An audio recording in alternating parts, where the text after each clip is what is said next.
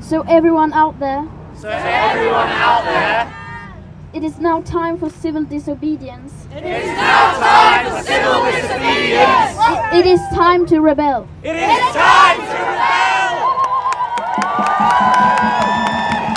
If you've never heard of Extinction Rebellion, that is not surprising. Its actions and successes have been virtually ignored by corporate media until now. But now it has come to the United States.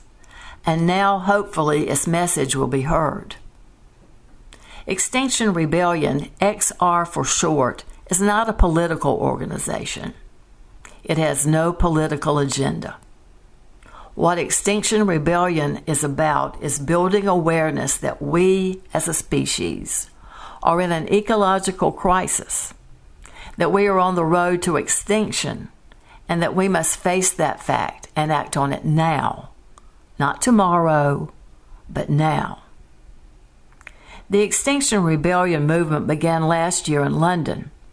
It emerged out of a group of tree huggers called Rising Up, who camped out in trees opposing the expansion of road construction through what they considered fertile soil.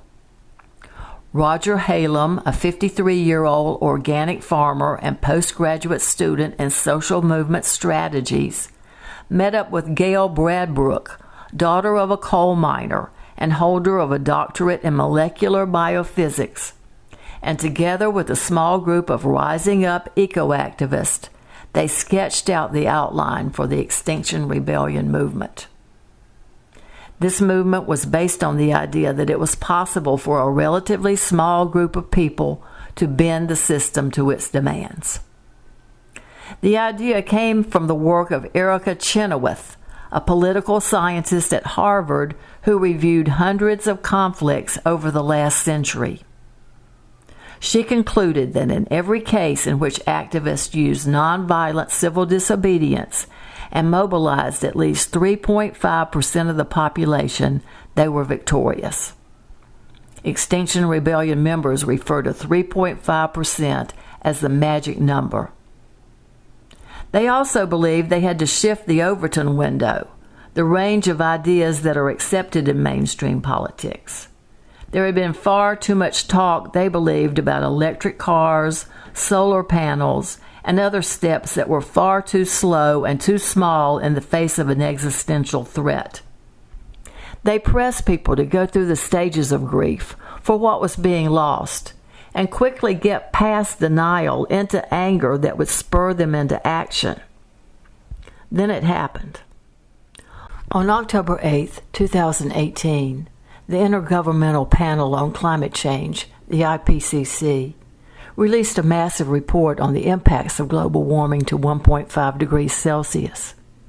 It stated that the climate crisis is now. We must stabilize global warming to 1.5 degrees Celsius, not 2.0 degrees, but 1.5 degrees, and that must be done by 2030. That would require decreasing fossil fuel consumption by 45% of what it was in 2010. That would mean that by 2030 we need to phase out the fossil fuel infrastructure. No heating by gas or oil.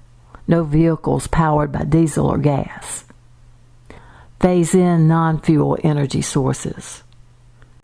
Convert the petrochemical industry to green chemistry. Use carbon-free energy sources for steel and aluminum production. And remove carbon from the atmosphere by 2050 by planting millions of square miles of trees.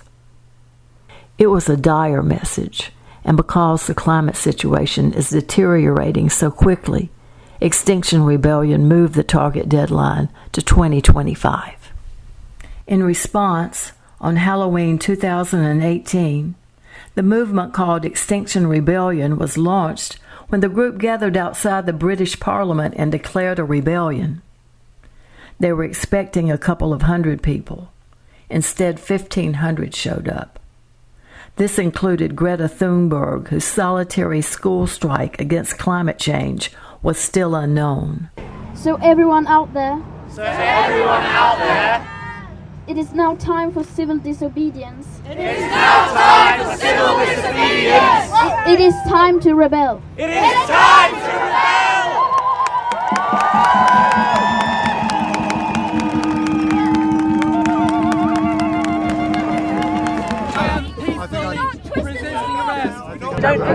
There's a great tradition of civil disobedience in Britain and throughout the world, and I think that's what it's going to take to make the changes that we need to make to stop climate change. We are the stories revolution comes from, and we will rise. It's in the UK law that we need to be reducing emissions. We're not doing it. We haven't done it. It's time to put the pressure on. Right now we are at the Declaration of Rebellion in London, and right now we are blocking a road, sitting here peacefully blocking the traffic. The plan is to have mass civil disobedience in London starting on the 12th of November and coming to a bit of a head on Saturday the 17th, and to create enough disruption for the political class to finally take the climate emergency seriously. That's the plan.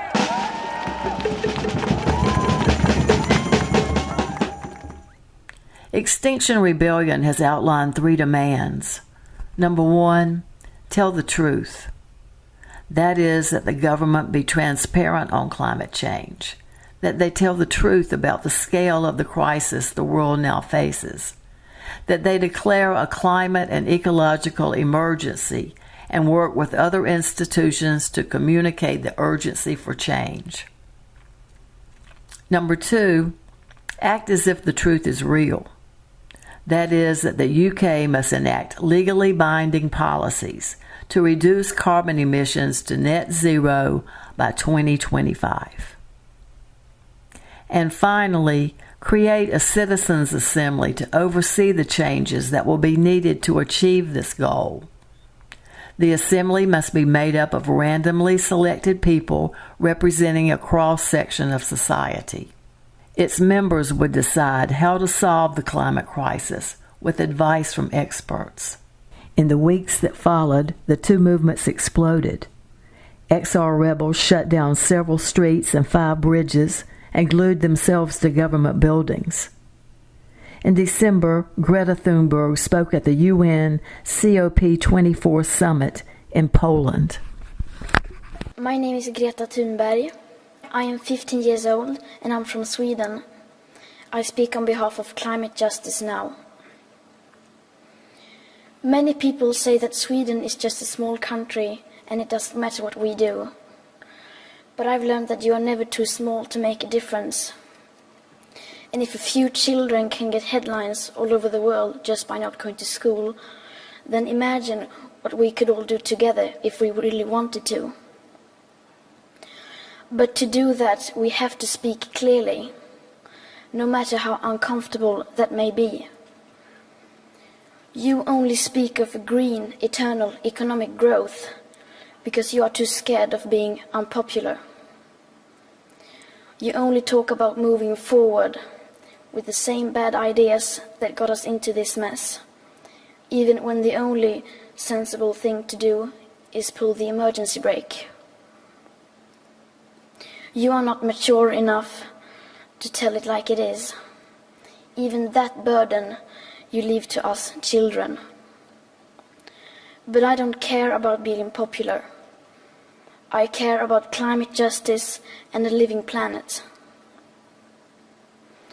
Our civilization is being sacrificed for the opportunity of a very small number of people to continue making enormous amounts of money. Our biosphere is being sacrificed so that rich people in countries like mine can live in luxury. It is the sufferings of the many which pay for the luxuries of the few. The year 2078, I will celebrate my 75th birthday. If I have children, maybe they will spend that day with me. Maybe they will ask me about you. Maybe they will ask why you didn't do anything while there still was time to act. You say you love your children above all else, and yet you are stealing their future in front of their very eyes.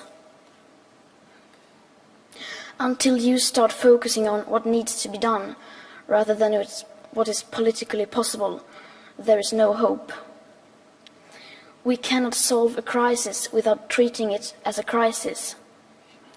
We need to keep the fossil fuels in the ground, and we need to focus on equity.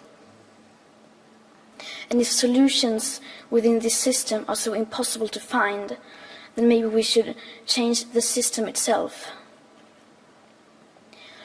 We have not come here to beg world leaders to care. You have ignored us in the past, and you will ignore us again. We have run out of excuses, and we are running out of time. We have come here to let you know that change is coming, whether you like it or not. The real power belongs to the people.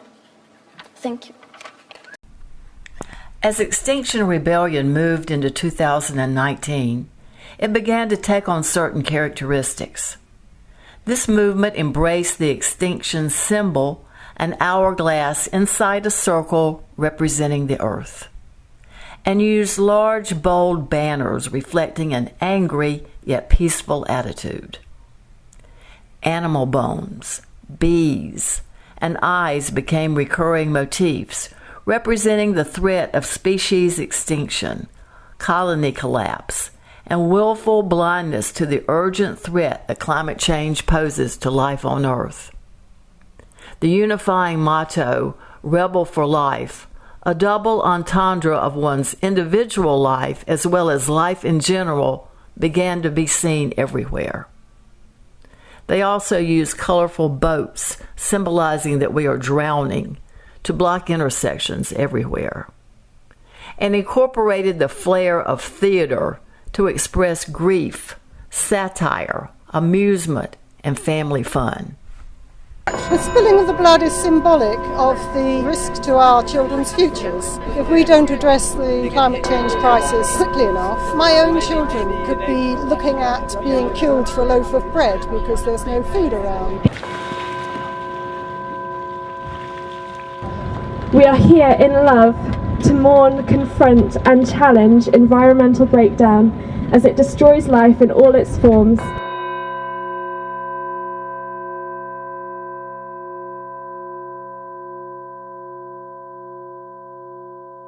I don't want to be standing here 6 months pregnant and breaking the law, but I don't feel like I have any other options. I don't know what else to do.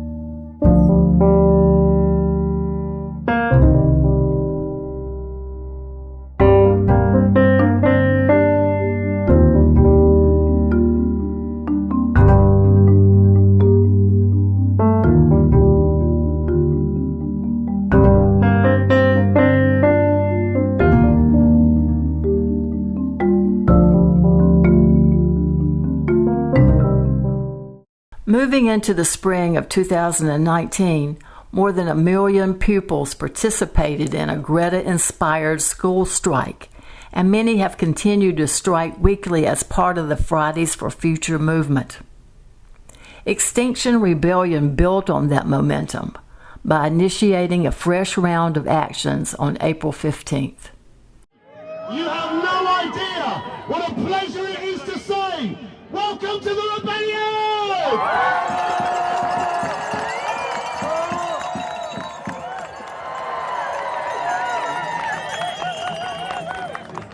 We're taking 5 sites in London today. We're in 33 countries today. We're not even 6 months old. Occupying 5 prominent sites and key intersections in central London: Piccadilly Circus, Oxford Circus, Marble Arch, Waterloo Bridge, and the area around Parliament Square, they forced London to a standstill with a 10-day protest. More than 1,100 people willingly went to jail. They parked a full-size pink boat emblazoned with the words "Tell the Truth" in the middle of Oxford Circus, one of London's busiest intersections. Actress Emma Thompson appeared at the Oxford Circus event that Friday. You don't have any choice because we don't have time to sort of think about whether it's happening or not. It's happening.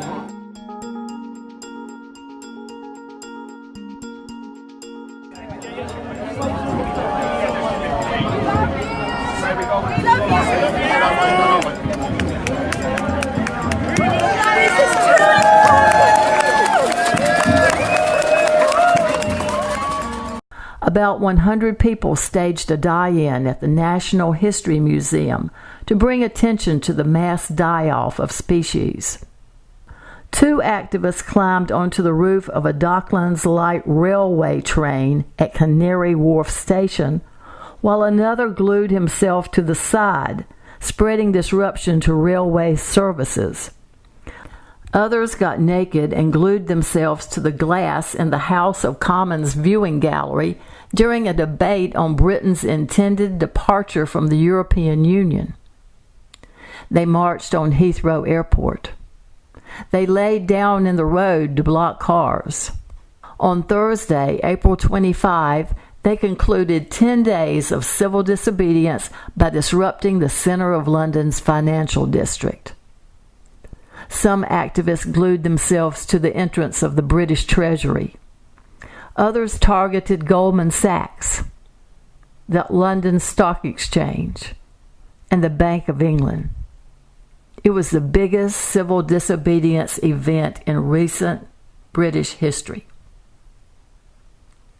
Actions outside of London simultaneously occurred, with XR activists forming human chains and occupying part of the International Criminal Court in The Hague.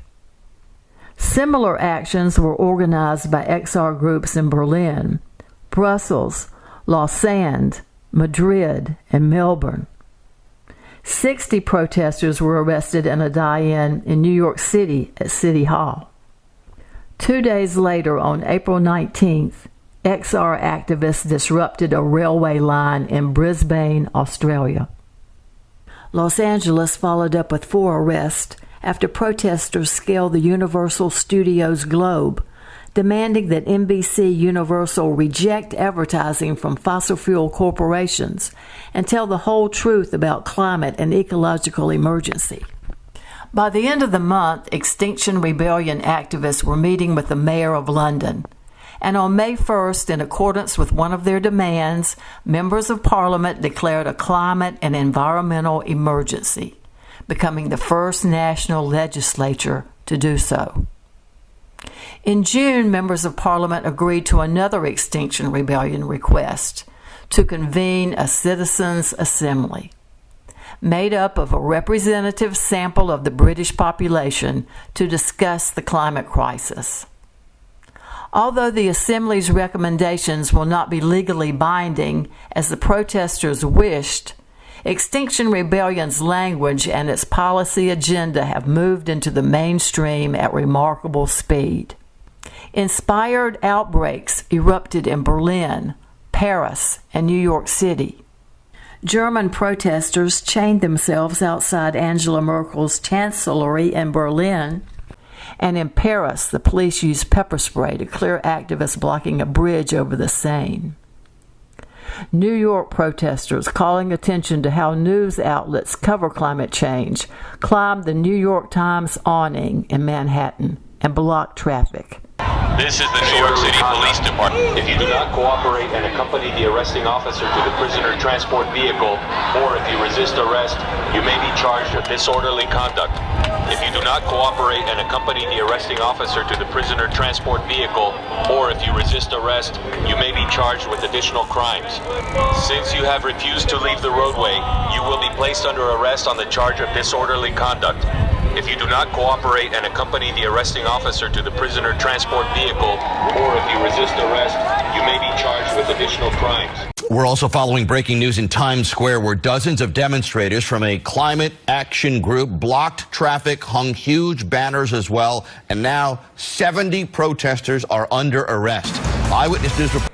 Meanwhile, back in London, the epicenter of the movement, XR launched the next big wave of protest, referred to as the Summer Uprising, which took place across 5 cities for 7 days. Protests in each city involved a sailboat parked on a busy street. The seas are rising and so are we, the slogan goes, along with a certain amount of annoyance and disruption.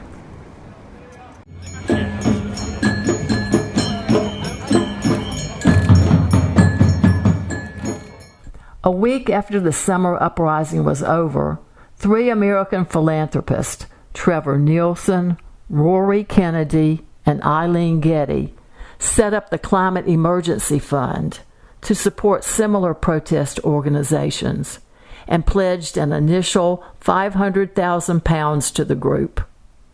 Bill McKibben sits on the advisory board of that fund. Moving into the fall, Greta Thunberg crossed the Atlantic in a zero-emissions sailboat to attend the United Nations Climate Summit.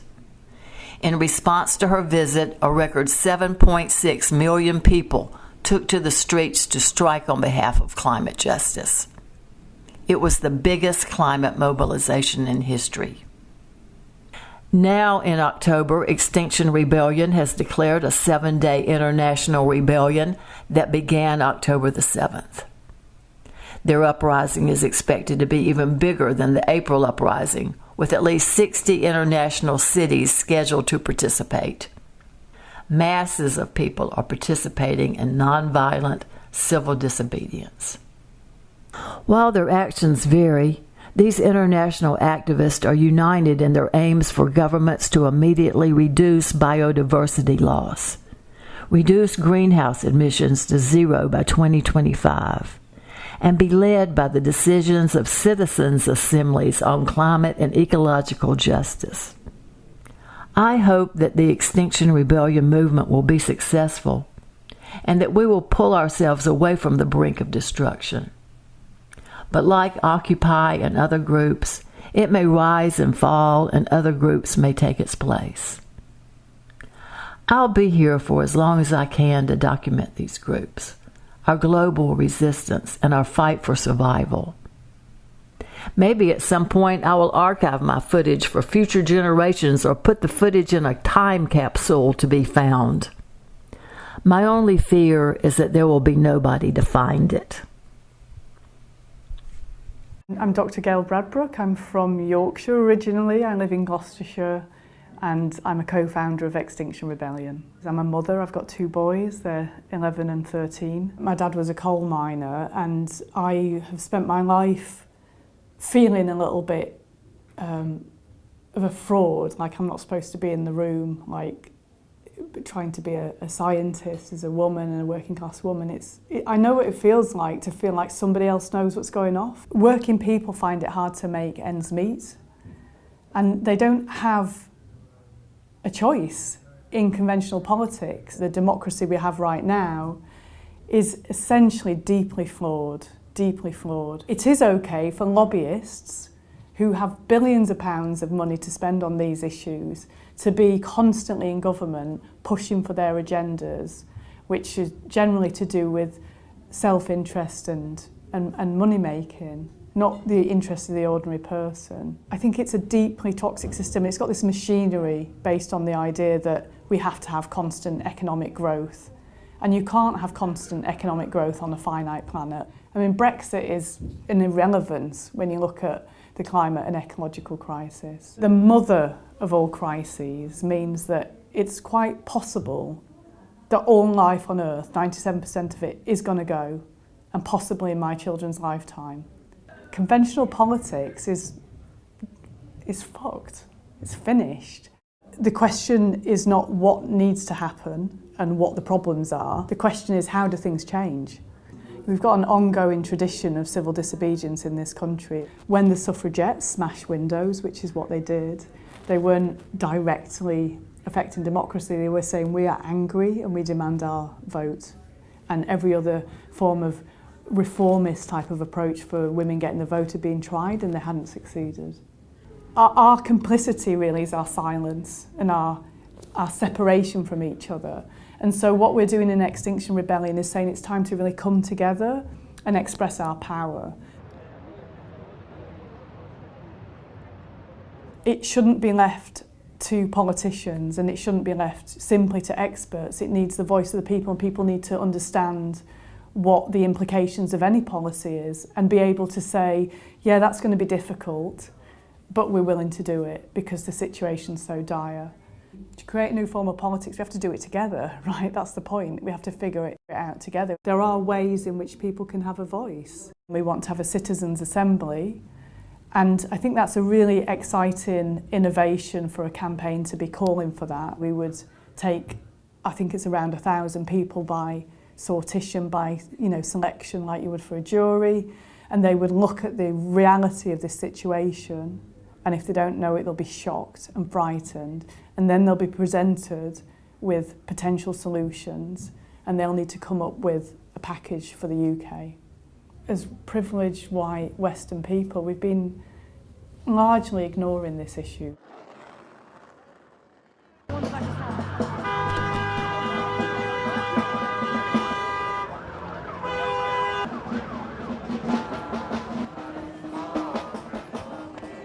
The idea is, in other cultures, in indigenous cultures, is that the ancestors are honoured.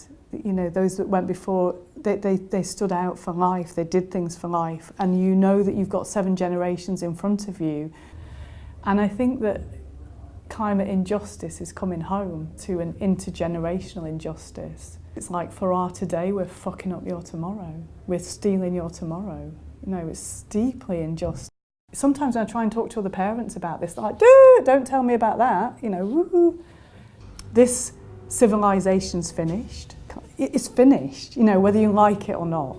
If we have 3 years of really bad El Nino weather events, the food systems are fucked and we'll be fighting over cans of beans. We really are at a crossroads. What we choose to do today is the difference between life and death on Earth. We've got to make something more beautiful and more connected and more local.